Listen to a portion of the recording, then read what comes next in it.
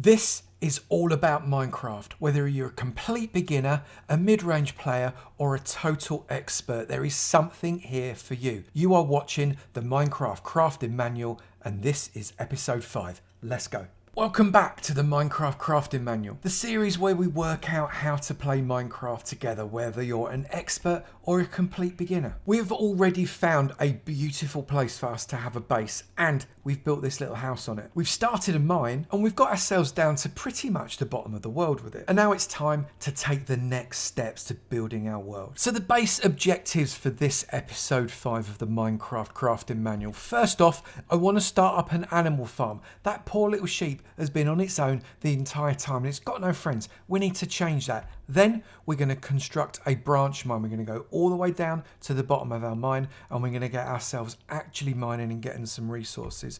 We're also going to investigate the mine shaft that we found in the previous episode. Have a good look around there and work out ways to not get lost and not get dead. And finally, I want to create a storage building. Once we've done those first 3 things, we're going to have stuff to store. And the couple of chests in that house are just not good enough. So let's crack on with that. Before we start, my stats say that 77.2% of you are not subscribed to the channel. So if by the end of this video you've enjoyed what you've seen, maybe consider hitting the like button and the sub button. It'd be great to have you in the sub club and it really helps out the channel. The first thing I am going to do is come down and look at my little farms. They're not proper farms, they're just things I've set up to go. But we have got some wheat here and that's fully grown. If I just leave it, it might as well have not bothered growing. So I'm going to harvest this up by hitting my left mouse button. We're effectively attacking that. So we need to hit the left mouse button to collect it up. And all of these seeds here, I can replant those back into my farm. So right click, because we're not attacking anymore, these seeds back in and they'll grow into more wheat. This wheat is going to become very useful very shortly. Also, I planted up the sugarcane before. I am left clicking to attack it again and I'm going to plant up a little bit more. All these ones that I have actually collected, in fact, and I'm going to place them next to the water on either dirt, grass or sand because they're the only blocks you can place it on, so as I can grow myself up more sugarcane. I'm going to need loads of this because we're going to want to make paper and books for a future episode. But in the meantime, let's get ourselves back to the house and sleep. It's a brand new day and it's time for us to do something that's going to help out our mate Flossie here. First things first, we need to create somewhere for Flossie to live. She didn't seem very impressed by that. But I need to create myself a few extra blocks. I've got some trapdoors here, but I want some more. So I'm going to grab myself a few logs. I'm going to come into my crafting table, right click on it, turn those logs into planks, and then I'm going to create myself even more trapdoors by using this pattern. That gives me another 10. That should be enough. And what I'm going to do is I'm going to use a trick that you may or may not know. I'm going to place trapdoors 1, 2, 3, 4 and 5, and then 1, 2, 3, 4 and 5, 1, 2, 3, 4 and 5, and then finally, you've guessed it, 1, 2, 3, 4 and 5. I am then going to right click on those trapdoors and they are going to flip upwards. So creating a pen, if you like, but it's just a trapdoor. It's not like it's a fence or something really solid. It's something you can jump in of and jump out of dead easy. However, Flossie finds it a little bit more difficult. We want to get our sheep friend into that pen, so I'm going to hold some wheat. Now all of a sudden this sheep is properly our friend. Like, it's going to follow me around no matter where I go. If I go over here, it's coming for me. If I come over here, it's coming for me. It loves it. So if I come into the pen, jump over comes Flossie. She loves being in the pen as well because I've got this wheat. However, if I jump out, Flossie, she can't jump the other way. It feels unfair, but mobs can't jump over trapdoors that are flipped up. So if you flip them up, whichever side you flip them up towards, that is the way they can't jump over. So I placed these trapdoors flat and then flipped them up towards the sheep area. That means that they can't jump from the inside of the sheep area out. However, you can jump in and out as much as you want. Now all we have to do is go and find some more sheep. And oh look, over there's some more sheep. Now there's a couple of ways in which I can get the sheep over to the island, because remember, this place is surrounded by water and sheep aren't that big a fan of swimming. They don't like their woolen coats to get soggy. So we can either build a bridge using blocks across the shortest path, and that's perfectly legitimate. In fact, it's almost tempting because there's not that big of a gap. Or we can use our friend the boat. And that's what I'm going to do. You'll also notice that my hunger haunches are down to 4. I've got 6 missing. I'm not panicked at the moment because I'm not going mob fighting and I'm not likely to cause myself any problems. But I've also noticed that I've lost half a heart. I'm not going to get that back unless my hunger is full. So to play it safe, I'm eating bread, pressing my right mouse button whilst I hold the bread, and that's going to fill my hunger up and my heart's come back. It never hurts to be careful. Now, I've got a few sheep up here and I want to try and trap one in a boat. The way you do this is by making the sheep's hitbox and the boat's hitbox cross over. You can see hitboxes if you press F3 and B. All of a sudden you can see my hitbox, you can see the sheep's hitbox, you can see the way the sheep is looking with that blue line. If you want to do that, it makes it a little bit easier, and I can place my boat down next to a sheep with a hitbox like this. The sheep ideally won't be moving at the time. This one seems a little bit jiggly, but if we place our boat down next to the sheep, we can then push the sheep a little bit and into the boat it goes. Use F3 and B to take the hitboxes off as well. You can just toggle it off and on. Now what I can do is I can get in the boat with the sheep. I'm now in the boat and the sheep is behind me. You always take the front seat, and I can row the boat down to the water and take it across to my island. Now it's a lot easier to do this if all you've got to do is ride downhill. If you've got to ride uphill, it gets a little bit more difficult and you need a lead or you need pistons or something like that, but it's still very doable. Then come right over to the other side of the island. Then all you need to do, press shift to get out of your boat, and the sheep is right next to you in that boat. Then being very careful with your axe and not anything else, hit the boat to remove it, like that. The sheep will come onto your island, recollect your boat, and that sheep will walk towards the middle of the island. If you then hold this wheat, the sheep's going to love you, and we're going to come up, and the sheep is going to follow you anywhere you want to go if you don't get too far ahead of it. If you get too far ahead of it, the sheep loses interest, and we can introduce Flossie 2 to Flossie 1. And look, Flossie 1's interested too, not because of Flossie 2, but because I'm holding wheat. In we jump, and in comes Flossie 2. And at this point, we can do something interesting. We've trapped 2 sheep, and we can now breed them. All I need is this wheat. I can right click on Flossie 1, right click on Flossie 2. They come together, have a special cuddle, and they make Flossie 3. Hello Flossie 3, you're gorgeous. And we've got the advancement parrots and the bats. And all you have to do is wait for the cooldown period to finish, which is somewhere between 10 and 15 minutes, and then you can breed these sheep up again. Also, Flossie 3 will grow up, and when Flossie 3 grows up, you can breed them with Flossie 1 and Flossie 2, which feels wrong. Don't judge yourself. Now I've got these sheep, what I can also do is start to get myself some wool. Makes sense because the sheep make the wool. And I'm going to do this by introducing you to something new.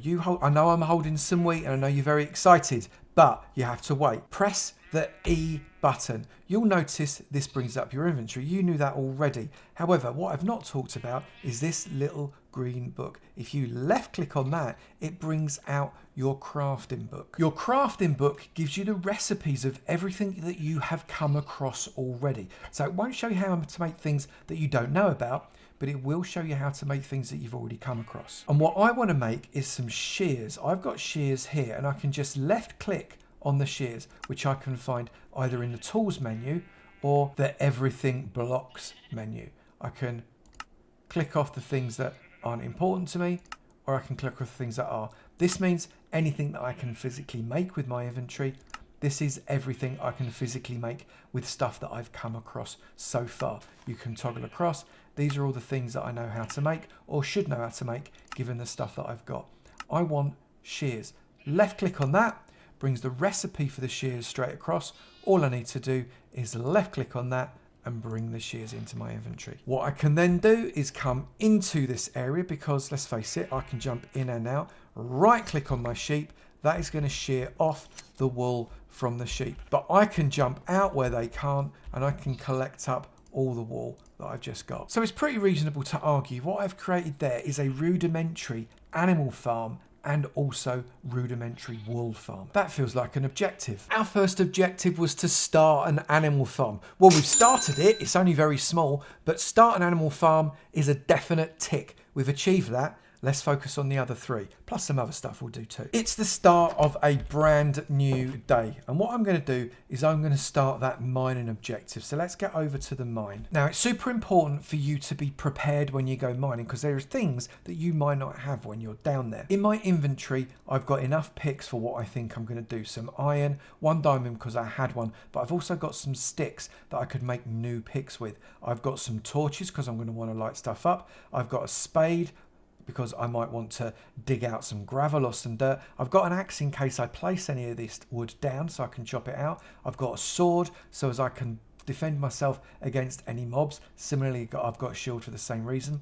I've got water in case I have to go down any large drops or turn any lava into obsidian.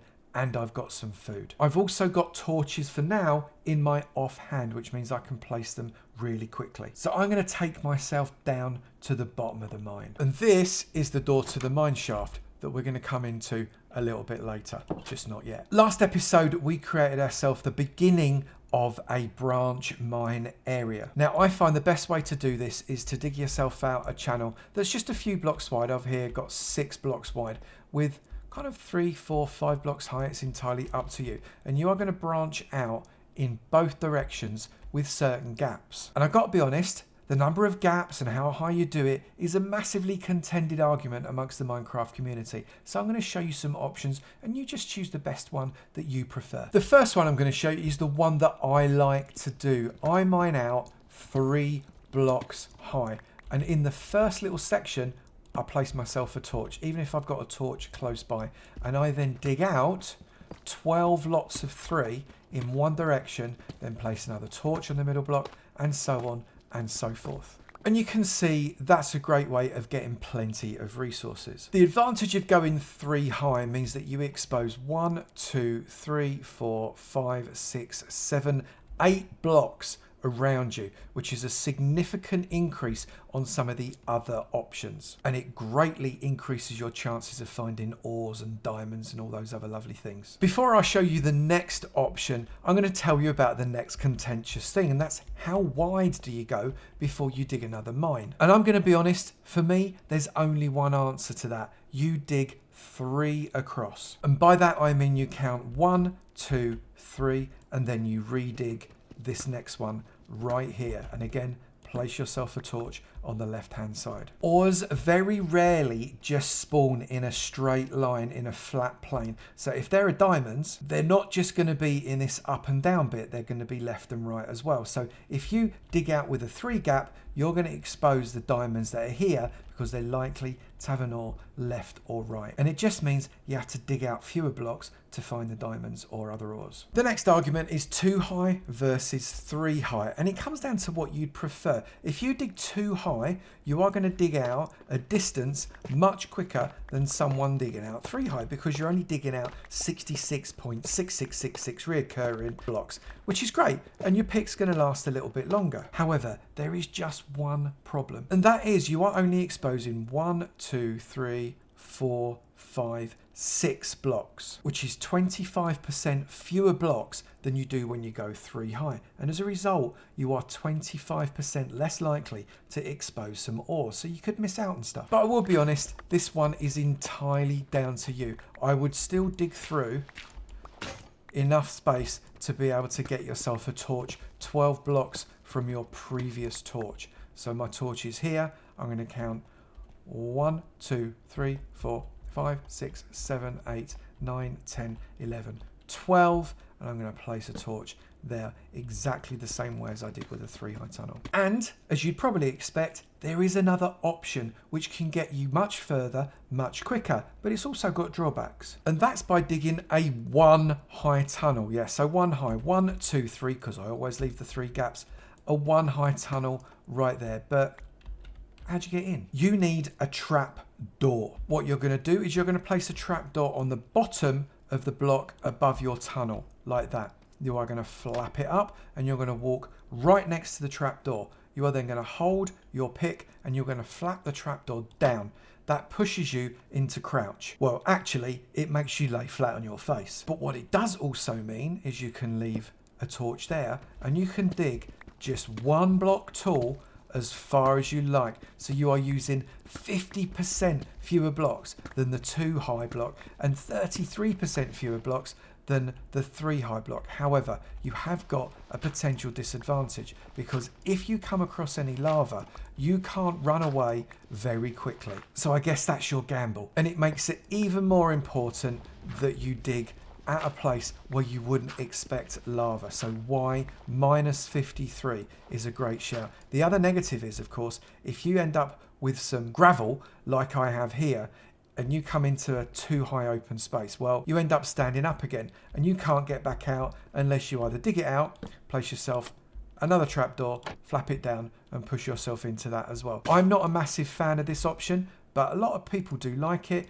I completely respect their opinions, and I just suggest you play around with whatever option makes you smile the most. And if the idea of you crawling along a tunnel like this makes you smile, you go for your life. I personally am just going to stick with my preferred method of 3 high with a gap of 3 in between each one because, well, I just much prefer it to the other options. I am, however, going to be very cautious of this gravel because if it lands on my head, it's actually going to cause me a lot of pain, potentially suffocate me. And I'm not looking at demonstrating what you do when you die in this series just yet. So let's get some branch mining done. I also want to show you another little trick. You can see here I've got some gravel sitting above this block that I want to dig out. Now I could just dig out that block, down it comes, and the gravel falls to the ground. I can then dig out the gravel with my spade. But there is a better way, and I'll demonstrate it with some of these bits on the side. So imagine you've come to your tunnel and you have got gravel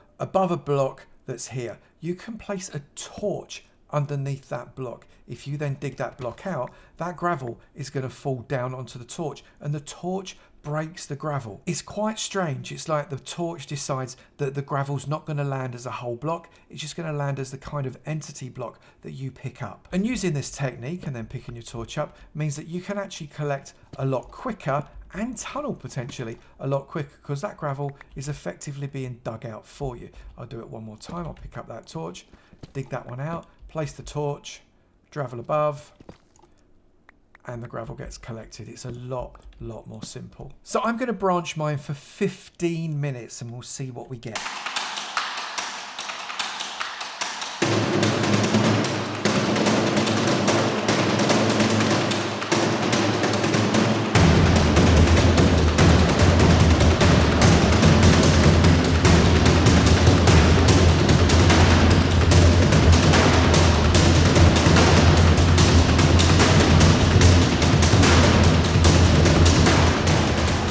Was about 15 minutes, and this is what I've ended up with. I've got lots of lapis lazuli, which will be very useful later. I've got plenty of redstone, which will also be very useful later, and I've got some iron, which is really lovely. I've also got lots and lots of tuff and lots of cold deep slate. But there were a couple of things that I found that were very interesting, and when you start doing this branch mining, you often do find interesting things. So behind this area here, I found a big old cave, which we're going to come and investigate very shortly. At the end of this tunnel, and it wasn't very far, I found a tiny little cave with a lava pool in it. Now this is very useful because if I place my water right there, that's going to turn that lava into obsidian. I pick up the water again, I place myself down a torch just to light up the area, and what I can now start to do is dig out the obsidian because that could be really useful a little bit later on. But you'll notice this obsidian takes ages to mine out, even with a diamond pick.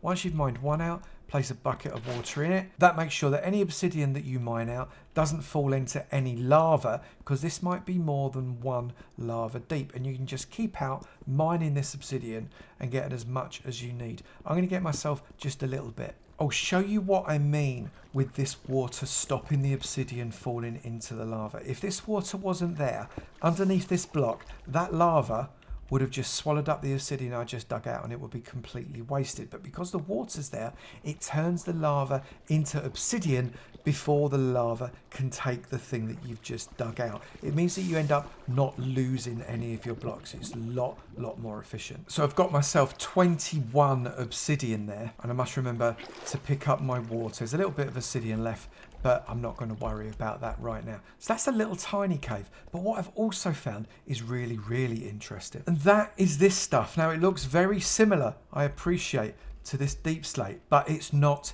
deep slate. This is a very different block. This is smooth basalt, and it can mean only one thing. We have found ourselves a geode. So if I carefully dig around this, I'm going to expose some more different blocks. This is calcite, so I'm going to dig some of this calcite out as well, because behind the calcite, yes we do, we should find an even different block. This smooth texture here is amethyst. Isn't it gorgeous? And there are two types of amethyst block. This one with this smooth texture, feel free to dig as much of that out as you would like. And then you've got this other one right here that's got kind of this crackled texture. Don't dig that out. That is an amethyst crystal source block that will grow amethyst crystals out of those cracks, which you can then use for lots and lots of different things. It's great crafting material, really, really useful. But if you dig that out, it will be gone. So leave those cracked ones there. Be very careful. The thing about geodes is if you dig far enough, I think I might have just done it, you are going to find the center of the geode. Geodes are hollow. After all, they are in real life and they are in Minecraft. This one is open to that side. So I want to just place a torch there. So as this is lit up and won't have any mobs spawn inside of it, you'll notice the tinkle tinkle as I walk through it. And it looks like this cave is actually closed off, which is great news. I can just place another torch there. That will make sure that I don't get anything spawning inside. I can then dig this out as much as I like, get as much amethyst as I could possibly want. There's another one of those source blocks. And here we've got our amethyst shards. This one is a mature one, so I'm going to knock that out, and that gives me 4 amethyst shards. Now you can knock out the ones that are not yet mature. I can't see anyone at the moment. And they'll give you other things. And you notice each of these amethyst shards are growing out of one of these cracked source blocks. And I can use this to build different types of glass, to build telescopes. It's a really cool little block. And what's even more fun is if I go away and leave it, these shards will grow back again. Now you can completely remove everything except for these amethyst source blocks and create yourself a really lovely amethyst farm. I might do that in a later episode, but right now I'm just going to take a few blocks just for my inventory, and the rest I'll come back for at a later date. So from this little expedition so far, I've managed to get myself these resources. I've used 6 iron already that I smelted up inside this furnace that I created out of the crafting table there. It's just nice to have a little bit of amenity down in your mine. And I've turned that into 2 iron picks, one of which is already gone, with 2 ingots left. I'm going to go and have an explore of that cave, because I reckon there's plenty of ores there as well. Now, some players don't like to branch mine. Some of them prefer to cave mine, and that's absolutely fine. I've got the utmost respect for that. But if you do it, you've got to be a little bit more careful, because these caves are always super dark and you end up with monsters wanting to kill you. That's never a good look. So what you want to do is get yourself your shield that we've already talked about, place it into your offhand, allow these skeletons to fight each other because one of them hit the other one, and when one of them's dead, the other one will turn on you. In the meantime, this zombie here is also going to try and hit you, and we're going to try and kill all of these off. Let the skeleton fire at you, come close, let it fire at you again, come close and hit it, and you should be all right. Then place yourself a torch down by moving it into your hand on the left hand side. Left hand side is always better because you investigate and put them on the left, and then when you come back you shouldn't get lost because all the torches should be on your right. I do highly recommend exploring first. Don't start to just pop your mining skills into action without checking that there isn't a monster that is about to come and eat your face, because they've got a horrible habit of just popping out of nowhere like that fella did. So once again, let him fire at your shield. Once he's fired, jump up and hit him. It's quite easy when you're at this angle as well, because he can't get you, he keeps hitting the blocks, and you can kill him dead easy and get the experience for it. And it looks like we've come out in a dripstone cave, but we've got ourselves a creeper. Now creepers are a little bit more awkward because they explode. Hold your shield up and it won't kill you. I'm going to place another torch back there because the creeper just destroyed our torch. So let's make our steps back so as we can get up and explore this cave just a little bit more, whilst at the same time try not to die to any mobs that might be sat there waiting for us. Up there you'll see that skinny black coloured individual, blacky purple coloured individual. That is an Enderman. Don't point your cursor straight at it, it takes offence. Make sure that you keep hitting any mobs that come near you. All but the creepers make noise, so it's dead easy for you to see him coming or hear him coming. Other than that, you should be perfectly safe exploring these caves. This stuff is called dripstone, and it's actually dangerous if you drop onto it. It can cause you to get more fall damage if it drops onto you or you drop onto it. But it's also really, really useful, so I'm going to collect some. Using my pick, I'm just going to collect up a few bits of dripstone because it will be useful to use as a farm in the future. I've also seen just up here, it looks like we've got some more diamonds. So have a quick look around, place some torches down just to make sure nothing's going to spawn directly behind you. Don't look directly at the Enderman, and I'm not going to demonstrate what happens if you do, and then dig out your diamonds using at least an iron pick. That was only one diamond, but it's better than none, right? Take some iron as well whilst we're here. And we can also start to mine out some of these other ore blocks. This stuff is copper. Now in the 1.21.8 update, copper all of a sudden has been given a new lease of life. It was a bit of an average block if you're playing under that level of Minecraft version, but now it's got all kinds of stuff going for it, and I'll talk about that in a future episode. Now, some players absolutely prefer to do cave mining, which is what we call this method. It's a lot more efficient in terms of the number of times you use your pickaxe. You cut through far less stone than when branch mining, but it is a lot more dangerous, and if you don't want to go exploring too much, then maybe you should stick to branch mining. I like both methods myself. It depends what I want. If I just want ores, cave mining is brilliant. If you want resources like stone, cobble, all that kind of thing too, then maybe think about branch mining because you get an awful lot of that then. As you come through the caves, you are going to find this stuff. It is called glow lichen, and it does let off light, but it's not that strong, and you can think from a distance that it's diamonds, which makes it the most disappointing block in Minecraft. Now, I haven't done everything in this cave because, well, frankly, it's absolutely enormous and I've almost run out of pick. There's still more resources to get. There's still more mobs that are going to come and try and eat my face. But in reality, I'm just going to dispatch this zombie.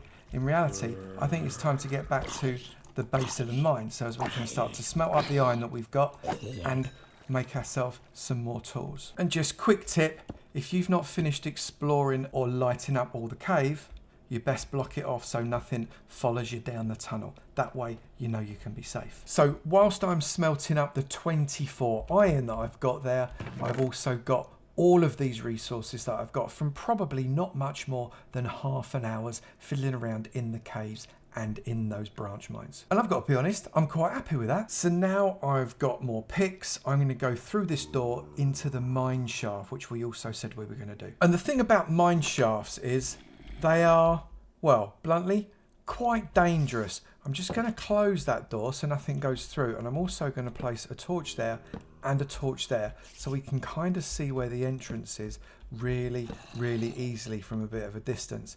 Just need to decide which direction you want to go in. Let's go this way.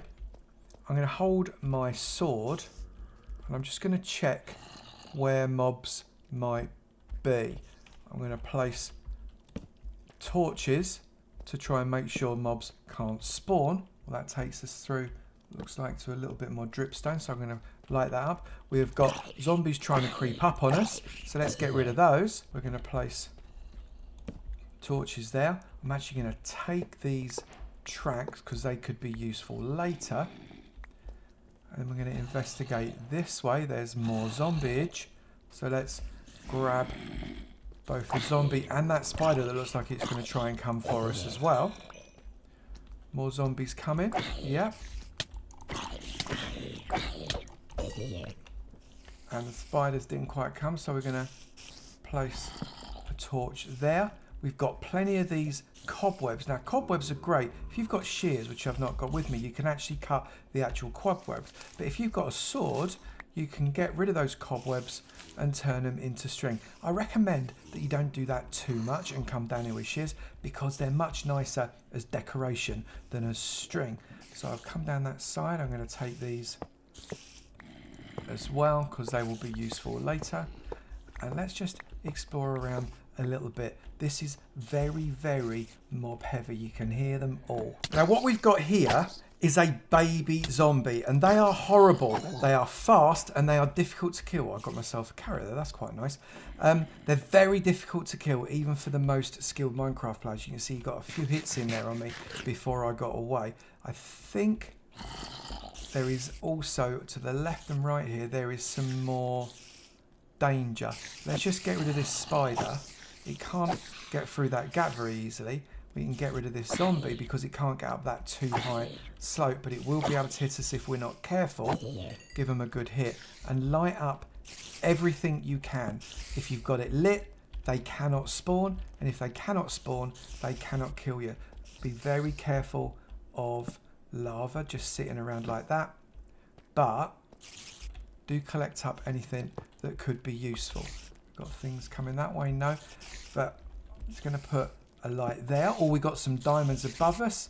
I can hear lots and lots of squeaking. It sounds like we could have a lot of spiders around. There could be a really good reason for that. So let's get that diamond. Let's get that diamond. Or there's another diamond there as well. So that's 3 more diamonds. And what I've got here, just check both sides. I'm just going to see if I've not got really that many blocks. So let's grab myself a few blocks here. And what you'll see is that zombie can't get you. This is actually a really good demo. I wasn't expecting that.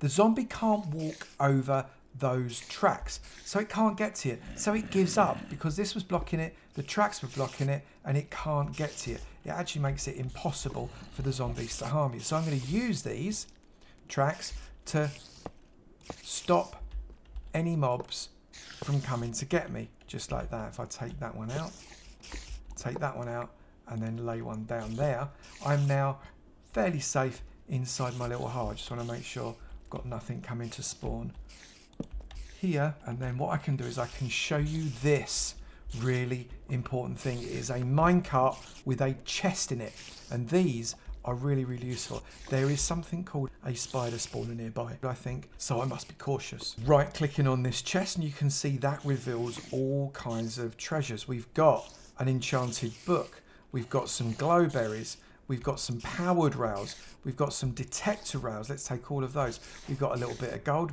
got more glow berries, we've got an iron ingot, we've got pumpkin seeds, which we can use to plant up some pumpkins. And now what we can do is we can mine that minecart with a chest in out and use that for our own purposes. Just have a look around here. Very, very, very cautious about where that spider spawner could be. So spider spawner is like a cage. If I can find it, I'll try and show you. If I place that there, the creeper can't come and get me. I can hit the creeper away and it gives up because it knows it can't get me. If I come this way, there is the spider spawner. It's just going to show you how to deal with a spider spawner by placing some light there, placing some light there, and you can see, are they cave spiders? No, they're actually normal spiders, so that's not quite so bad. The spiders can get over those by climbing up, but if I can light up this spawner area, what we're going to find is no more spiders will spawn. But there's still a few spiders in here. So I'm just going to keep on hitting the spiders. I'm going to place another torch just there. That's going to stop more spiders from spawning. And I'm going to attack these spiders because spiders are actually relatively stupid. They climb high and forget that they can attack you. This is a spawner. There are different types of spawners. This is spider, you get skeleton, you also get zombie, and in some modded areas, but not in natural Minecraft, you can get other mob spawners as well. And what's awesome about finding a spawner is not necessarily the spawner itself, or that can be really useful for making farms.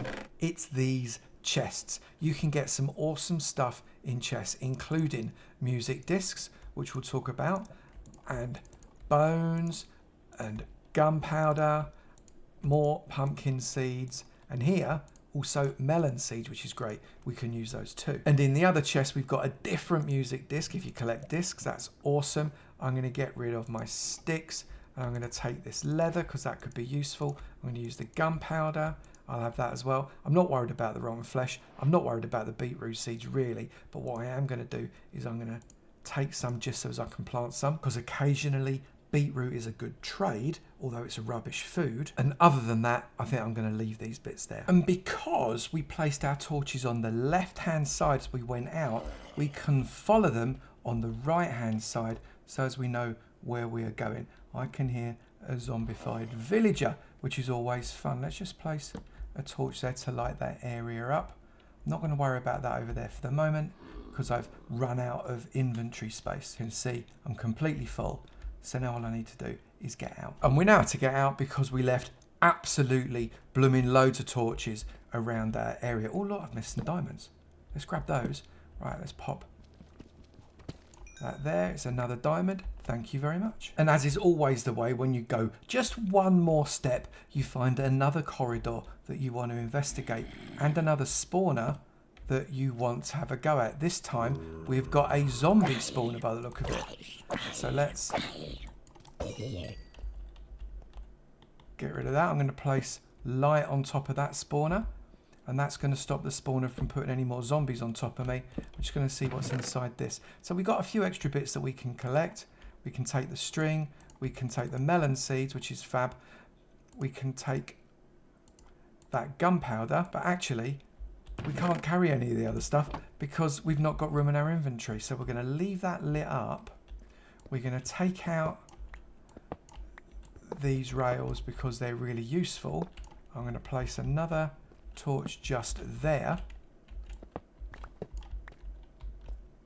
It will light up this area. We've got some gold, but there's no point in me trying to mine it out because I've got no inventory space. I'm going to place another block there, and that should keep that going. I'm going to leave those rails to tell me that I've not gone particularly far there. I'm going to open this up.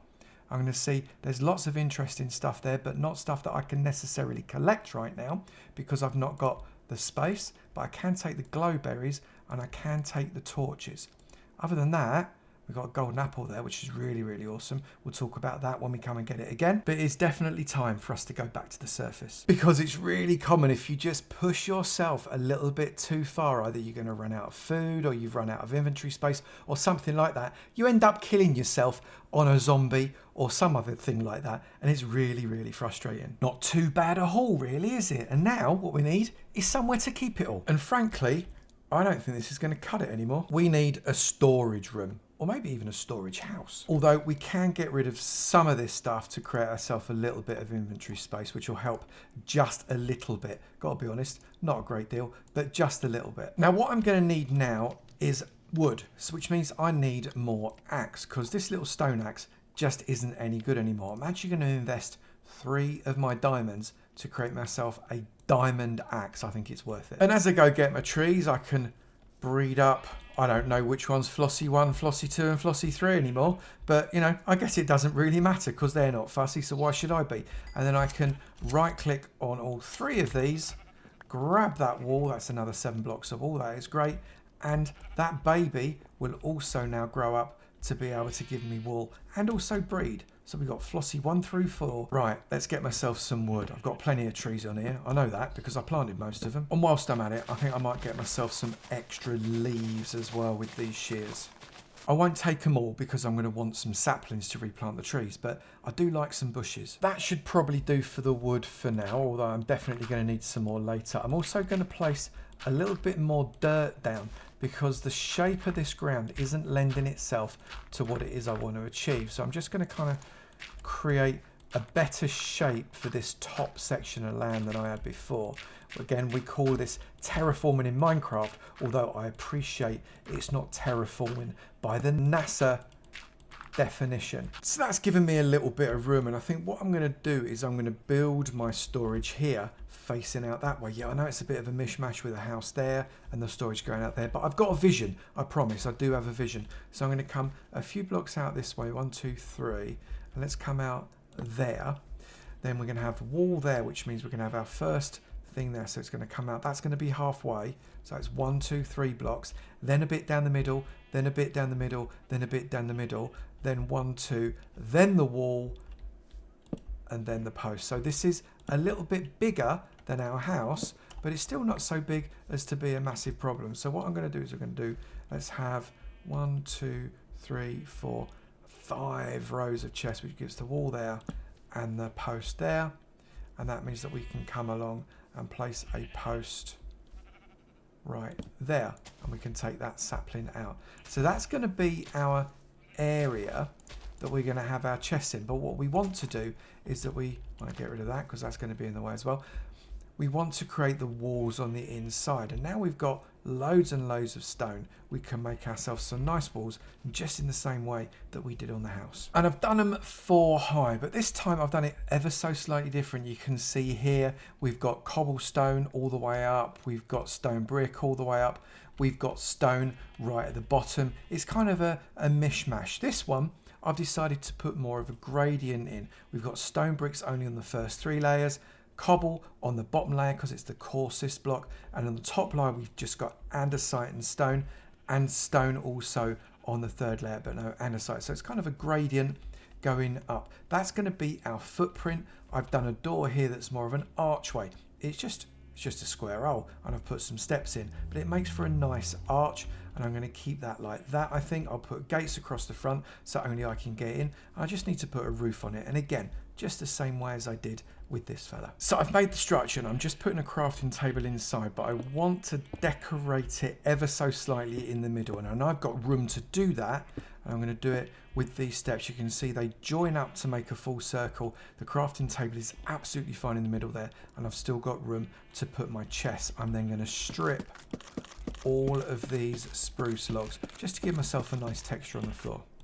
Once I've done that, I'm going to put some gates across the front, and then I'm going to make sure I've got chests all the way around for loads of storage. That is looking grand, and I just need to fix that. Once I've got more wood, I can then add that and make my chest go up really, really high for plenty of storage. And now I can just put some leaves on the outside just to decorate it up. Both types of leaves, I think, spruce and oak, just to give it a little bit of texture all around, because there aren't any windows in this storage area, and I don't think I'm going to add any. It doesn't kind of make sense to me to add windows at this point. I might do later, but right now I just think I like the idea of decorating out with a few bushes. I'm going to place these extra chests in using shift click. Press shift and place it against that chest, and you get a chest that doesn't open the other chest. Shift click on the side, shift click on the side, shift click on the side, and you can do the same on this side. Shift click on the side. If you don't press shift, all you're going to do is keep opening the chest. So shift on the side, just like that. Starting to come together. So let's just check those objectives. We'd already done the animal farm, but have we constructed that branch mine? Yes, we did. 4 branches off of each direction, and we found geodes, we found caves. It was a great thing to do. Did we investigate the mine shaft? Yes, we did. We found 2 spawners. We found lots of ores. We found all kinds of extra bits and pieces inside those mine carts with chests. It was absolutely brilliant. So yes, we did that.